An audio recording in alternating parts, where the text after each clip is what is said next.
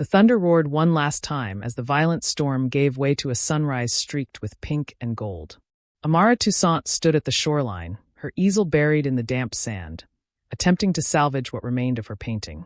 Life as an artist in St. Lucia was never easy, but storms like this threatened more than her work. They shook her hope. As she walked along the beach, collecting debris, something unusual caught her eye: a wooden chest washed ashore. It bore no markings, only a single rusted lock. Amara struggled to haul it back to her small bungalow, curiosity overcoming exhaustion. Inside, she discovered a map, a tattered sketch of an island not far from her village, surrounded by annotations in handwriting she couldn't recognize. Her heart raced. Was this a sign? A chance at adventure, or perhaps at answers? She clutched the map, feeling the weight of destiny in her hands. Word of the storm spread quickly through the village. The fishermen mourned their damaged boats, and vendors at the market worried about slow business. Amara couldn't shake the thought of the map. Could it lead to treasure? Or a new painting subject? She asked her neighbor, a seasoned fisherman named Gabriel, about the island. "That's Jonas Langford's territory," he said, his voice dropping to a whisper. "Rich man. Bought the island years ago. No one goes there without permission. But they say he helps folks. Strange fella." The mystery deepened. Why would a millionaire choose a reclusive life? And what could Amara possibly find on his island? The pull of the unknown was irresistible. She decided to investigate, not knowing how it would change her life forever.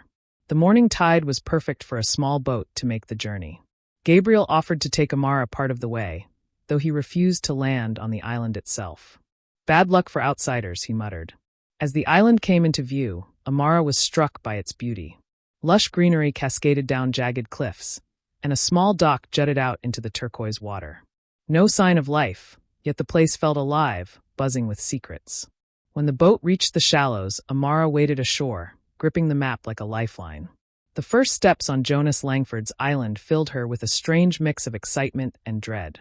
Something, or someone, was watching her. Amara's steps on the sandy shore felt heavy, as though the island itself weighed her down. She clutched the map tighter, scanning the surrounding forest. The silence was unnerving, broken only by the faint rustle of leaves. She turned suddenly, certain she'd seen movement, but no one was there. As she ventured inland, she stumbled upon a fisherman's hut. Nets hung from the sides, and freshly caught fish dried under the sun. The humble setup contrasted with the millionaire's grandeur she'd imagined. "Jonas Langford," she whispered. Could this be his dwelling? Her thoughts were interrupted by a voice behind her. "Who are you, and why are you here?" Startled, she spun around to see a man in a worn hat and fishing gear. His piercing eyes held suspicion. She stammered an excuse, claiming she'd been lost in the storm. The man studied her before stepping aside. "Follow me," he said, voice gruff. Jonas Langford, as Amara would later discover, was a master of disguise. At first glance, he was merely a fisherman, a quiet, rugged man who seemed more at home in the wilderness than in any mansion. He led her deeper into the forest, where a small group of villagers worked, repairing boats and sorting supplies.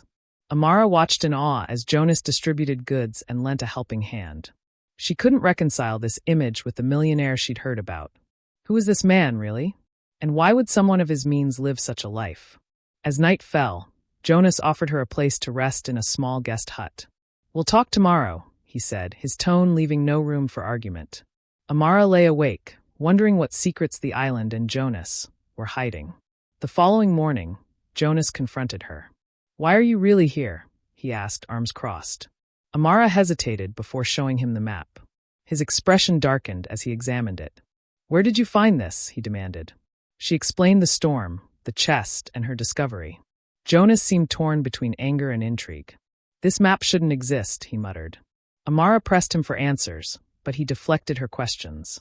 Instead, he took her to a hidden part of the island, a cavern filled with ancient carvings and artifacts. "This is why I'm here," he said. "To protect this." Amara marveled at the beauty of the cavern, but Jonas's secrecy only fueled her curiosity. Days turned into weeks as Amara remained on the island, earning the villagers' trust and observing Jonas's work. He wasn't just generous, he was strategic, ensuring his resources empowered the community rather than making them dependent. Amara began sketching the people and the island, her art capturing its raw beauty. Jonas occasionally watched her from afar, his guarded demeanor softening. She found herself drawn to his quiet strength, even as his secrets gnawed at her. One evening, as they shared a simple meal, Jonas revealed a glimpse of his past, a tragedy that had driven him to seek solace on the island. Though he didn't share details, Amara sensed his pain and resolved to uncover the truth. Over the next several chapters, Amara and Jonas's relationship deepens. She learns about his covert efforts to support the villagers and his ties to a corporate scandal that forced him into hiding. Amara faces her own struggles, battling self-doubt and the ghosts of her past. Her art becomes a source of healing, and she begins to see the island as more than a mystery. It's a sanctuary. Jonas slowly opens up, revealing the guilt that drives his actions. Through shared experiences like repairing a storm-damaged dock and rescuing an injured villager, they form a bond built on trust and mutual respect. Jonas finally shares the full story of his past, a betrayal by his business partner, which led to the loss of innocent lives. Consumed by guilt, he retreated to the island, vowing to make amends by helping others. Amara, inspired by his story, begins creating a mural in the cavern, depicting the island's history and the villagers' resilience. The project brings the community together, symbolizing hope and unity. Not everyone is pleased with Amara's presence on the island. A local rival of Jonas sees her as a threat and begins spreading rumors to undermine their work. Amara and Jonas face challenges, including sabotage of their supplies and tensions among the villagers. Despite the obstacles, their relationship grows stronger, and they find solace in each other. Jonas and Amara decide to host a festival to celebrate the island's heritage and bring the community closer. The event is a success, but it also attracts outsiders who threaten to exploit the island's resources. Amara uses her art to raise awareness about the island's beauty and the need to protect it. Jonas, inspired by her courage, decides to confront his past and reclaim his legacy, with Amara by his side. Their journey is far from over, but they've found a purpose, and each other, in the tides of forgiveness. The island's festival was a dazzling success, bringing joy and unity to the villagers, but the celebrations attracted unwanted attention. Among the visitors were two men in sharp suits, their eyes scanning the crowd with unsettling interest. Amara's heart sank as Jonas stiffened beside her. "Do you know them?" she whispered. Jonas nodded grimly. "They're from Langford Corporation." His voice was low and tight. "My former company." The men approached Jonas directly, their polished demeanor masking their true intent. They offered a deal: return to the corporation and sell the island's rights, or face a legal battle over his ownership. Jonas refused, but their threats hung heavy in the air. Jonas called a meeting with the villagers, informing them of the potential threat. Amara watched as their faces shifted from worry to resolve. They had come to trust Jonas, and they weren't about to let outsiders exploit their home. Amara suggested using her art to document the island's beauty and culture, creating a campaign to garner public support. "If we make the world see what's at stake, they'll think twice about destroying it," she said. Jonas agreed, and together they began strategizing. Amara poured her heart into the project, creating vivid paintings and sketches that told the island's story. She worked tirelessly, often into the night, with Jonas by her side. Her artwork became the centerpiece of a social media campaign, showcasing the island's natural beauty and the strength of its people. The response was overwhelming. Messages of support poured in, along with offers to help. But with the newfound attention came more challenges, as the corporate threats escalated. Langford Corporation sent surveyors to the island, claiming they had the right to assess its resources. The villagers, led by Jonas, peacefully protested, blocking their access. Tensions rose as legal notices began arriving, threatening Jonas with lawsuits. Amara, seeing the strain on Jonas, encouraged him to reach out to allies from his past. Reluctantly, he agreed, reconnecting with a journalist who had once exposed corporate corruption. Together, they worked to bring the truth about Langford Corporation's practices to light. In the midst of their efforts, one of the villagers, tempted by promises of wealth, betrayed Jonas by leaking details of their plans to the corporation. The betrayal hit hard, shaking the community's trust. Amara and Jonas worked tirelessly to rebuild morale, reminding the villagers of what they were fighting for. The mural Amara had painted in the cavern became a symbol of unity, its image spreading online as a rallying cry. The corporation filed a lawsuit, claiming Jonas had acquired the island through fraudulent means. Jonas, with Amara's support, fought back, presenting evidence of his legitimate ownership and exposing the corporation's unethical practices. The case gained international attention, with Amara's art playing a crucial role in swaying public opinion.